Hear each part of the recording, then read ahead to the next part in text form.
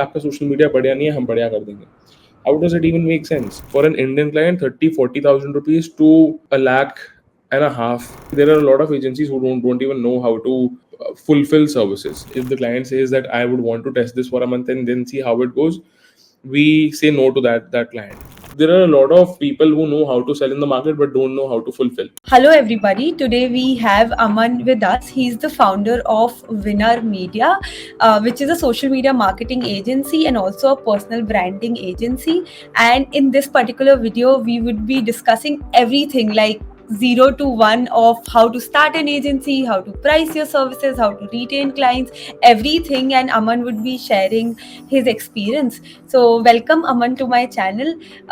Can you tell us and my audience a brief about yourself and what do you guys do at Winner Media?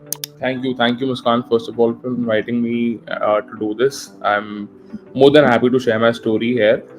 So, just to give you a brief, I am by qualification, I am a chartered accountant. I was doing my chartered accountancy back in 2018 when I completed it, and that is when I decided to make a shift in career, try multiple things.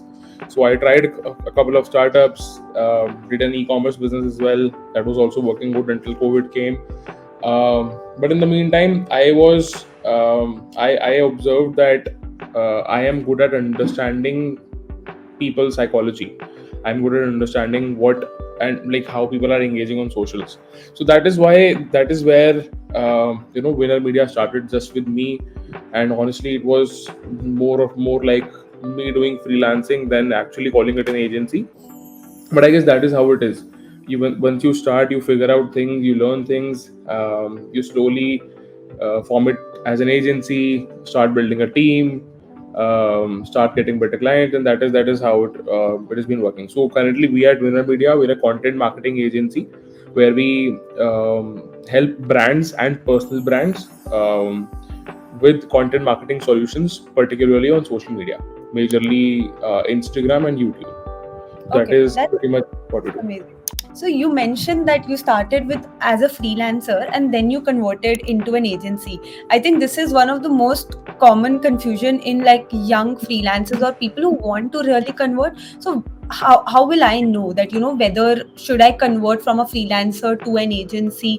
Because I have seen a lot of people excel when they convert from a freelancer to an agency, but currently a lot of people are just converting for the sake of converting themselves into an agency. So what do you think is the right metric, like a young freelancer or a freelancer probably who has done freelancing for 3-4 years, should they necessarily convert? Like, what is the criteria? Honestly, it's a personal choice. So it is majorly a choice between doing something on your own and running a business. So running a business would involve so many newer things than just the technical part you might be handling for your clients at this point of time, and these can be hiring people, paying fixed salaries to them, then managing people as well, managing conflicts, making sure that you are sort of building a culture in a team. So it is more like going from doing things on your own to, number one, having the guts and the ability to delegate those things, because as a freelancer, if you're doing something from some time, there is a certain level of confidence and comfort that you have in yourself. You know that this is a particular kind of work you can deliver. But let's say you have someone in your team, how comfortable are you to delegating that, then building a system and a process for them to replicate things on the same level you were able to do. So building processes, managing people, majority of your time will go in there than just doing the creative part of work that you actually do. So it is a choice between, like, if you would want to go and be in the journey of building a business, or you would want just to be stick to the field you currently are and just provide as much technical knowledge to clients as possible. Is it like a lot of people go into the agency side because they see higher revenue numbers, or like better business there. So do you think like this is a myth? Because I have personally seen a lot of 6 figure, 7 figure freelancers, let's say they do design and they're really good at it, and they Absolutely. earn probably more than a whole agency, right? So is this like Right. a myth that you have to convert into an agency for like Oh, better business or something? no, it's not at all. So I'll tell you the basic difference. You can earn so much money more as a freelancer than as an agency as well, because if you choose the right high ticket clients, and you are doing all things by yourself, you can just have a limited set of clients, and all these clients are high ticket, and you can earn good enough money. While running an agency, you have to shed a lot of money in building your team, and those are fixed salaries. There are times, as a freelancer, you understand that there are times when the clients might not have the budgets to work with you in certain months. So that kind of problem would not be a bigger problem when you do it as a freelancer, because you at the end you just have to pay yourself. As an agency, you have to pay the team. So the margins get thinner as an agency, but what you get more as an agency is more time freedom, I believe. Because when you run an agency, you don't have to cater all the clients by yourself, so you can definitely cater to more clients, and you don't have to address them by yourself. There'll be a team in place that you have to address all the things. Your availability is not necessary. Basically, in an agency, you are building a system that can replace you, bring in more people, so that you get more time freedom to do and explore more things than just freelancing. I do agree with you. I think both have their own pros and cons, and I don't think there is one answer that can fit everybody. Like they should consider their circumstances and what they really want to do. Cool. Talking about clients, right? So I see a lot of people struggling with how to get clients, even as a freelancer and as a agency owner. And even if they're able to get clients, they are not, as you mentioned, right, high ticket clients. People are not able to get high ticket clients or international clients, right? People like really good clients. So what is the lead generation method that you follow at Winner Media, or basically when you were freelancing, to get these good clients or high ticket clients? Honestly, I'll tell you, we've not even scaled yet, so we've not been heavy on lead generation. Touchwood, all the lead gen that happens at this point of time happens organically. It happens either through my social media, the brand that I have established, or it happens through the referrals that we keep getting from our existing clients. So we work with a lot of founders, work with a lot of good brands, and honestly, I'll tell you one thing: there is a gap in the market of delivering good services. So when you go to the agency world, you'll see a lot of agencies who are just white labeling stuff. The stuff gets done from some freelancer or some other agency, and there are a lot of agencies who don't even know how to fulfill services. What a lot of agencies do is they just take up 360-degree marketing campaigns where they'll do everything in front of the client, everything by themselves. But honestly, you can't do everything by yourself, so you at the end delegate that to a particular agency and delegate the other thing to a particular agency. So there are a lot of people who know how to sell in the market but don't know how to fulfill. So uh, because of that, a lot of people don't get good referrals. There is no quality of work out there. So if you know what you're doing, if you know the kind of value that you bring on the table for your clients, for us this works, that we get a lot of referrals, a lot of recommendations from our existing clients every day in and day out, and my social media definitely helps. Other than these, the lead gen things that we already have in place when we plan to scale are definitely outreaches. So scraping data from LinkedIn, sending in personalized Loom videos to. So basically, at this point of time, we work with founders. So we target the people who are the decision making authorities in an organization. So whenever you personalize something to someone, uh, they know that you made good enough effort to understand and recommend what changes should be done to their content or whatever service that you're offering, how you can help them. So a 2 3 4 minute video would already separate you from the crowd, because the other people might just be sending in random template messages, which Yeah. will I believe I even I get a lot of such templatized messages for people who would want to work with me, but all of those are in vain. So the idea is, if you can understand what is the kind of value you bring, and so scaling in an agency is a very long term concept, because you scale once you have a team, once you have the bandwidth to fulfill, then that is when you scale. But for someone who's just started new, and they are not able to find clients, either they don't have a good portfolio, Yeah. or if they have a good portfolio, they need to reach out to the right kind of clients, to the right kind of people, so that they identify कि उनकी service एक ऐसी जगह पर आती है that it is filling a gap. A lot of Hmm. times you reach out to people saying कि आपका सोशल मीडिया बढ़िया नहीं है, हम बढ़िया कर देंगे. How does it even make sense? Unless and until you've studied it enough that there is actual value that you can bring on the table, there are certain kind of things that a particular client is not doing, and you've identified that the client already knows that there's a problem with their socials. But if you Yeah. identified the client, your prospective client already knows that you've done your research good enough to understand what is the value that you are bringing to the table, than just having templatized plans that works for everyone. No, I agree. And I think this is one mistake that even I did early on. Like, I used to send hundreds of cold emails without targeting the right audience, and I did not get any response. But, then Right. I gave more time to study the LinkedIn profile, or, who is my target audience exactly, and will my service even benefit them? And then, Right. even with lesser outreaches, the response rate was much higher.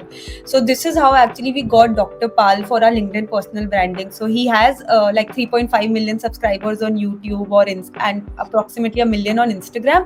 He was not doing anything on LinkedIn.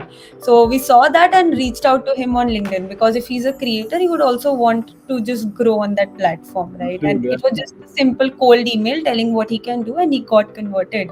So yeah, I agree with you that cold email, but targeted cold emails really help. So Right. it is for you, it is personal branding and your Instagram, and also referrals that you get. Yes, I absolutely. think once you scale, referrals are like a major source of Absolutely, yeah. getting recurring clients. I agree. Because see, the referrals that you get in, you understand, these are now the warm leads for you. These are not the cold leads.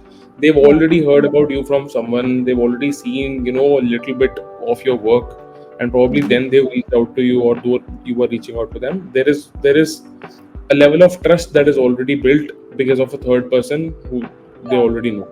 Now let's talk about pricing for the clients, right? So let's take an example of a social media management. Let's say a brand page comes to you and says that like, let's say it's a coffee brand and they want to get their Instagram fully end to end managed, right? So what are the services that a social media marketer can give them, and also what kind of pricing can we offer to them? So your scope of work can include anywhere from ideation, strategizing, then production, which includes videography, photography, to post production, and then management, wherein there are proper content calendars in place, analytics sheets are maintained, so that we are able to see what kind of needle, like what is the needle that we're moving by doing whatever we're doing. So these are the entire plethora of services that comes when we do things end to end. But so if you are a freelancer, you can pick any one service and just you know give that as a service to any of the clients. It can be just graphic designing. So a lot of brands for a lot of brands that we work with, they also need a lot of assistance when it comes to ads. So we don't really run ads for them, but these days UGC content creatives for ads is something that brands are really looking forward to. Yeah. So that is another service that adds on to what you can do. uh, Getting ad creatives ready for them is another service that you can offer to them. So again, there are so many services. Then comes to the pricing models.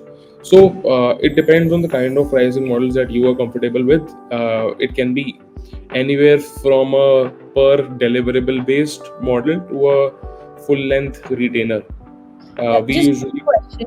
Are you talking in terms of a freelancer or an agency, or like is it common for both? it's it's common. It's common. It's common. It's Okay. common. So honestly, so let's say if you are a copywriting agency, you can't give the entire social media services. You might only be giving a copywriting service, and if you provide, let's say, three or four services, which includes social media management, video editing, strategizing, and all of this as a bundled service, then obviously you'd be going with a monthly retainer plan. So Okay. in terms of pricing, these are the two different models that you can work on. Got it. And can you help us with like a range? Of course, you like for everybody the pricing would be different. But let's say for an Instagram management, let's say a person is doing end-to-end marketing for them. Like let's say from ideation to pre and post production to posting analytics, everything. What is the range that an agency owner can charge? And let's say if I am just doing the graphic designing as a freelancer, so what can I charge as a freelancer for to the brand? Correct. A range would Correct. work. Yeah, so it depends on the need of the brand. So let's say, for example, you have to understand why does the brand wants to do their social media. Does it want to do it just for the purpose of maintaining the aesthetics? Then graphic designing would still do, your stuff, uh, work for you.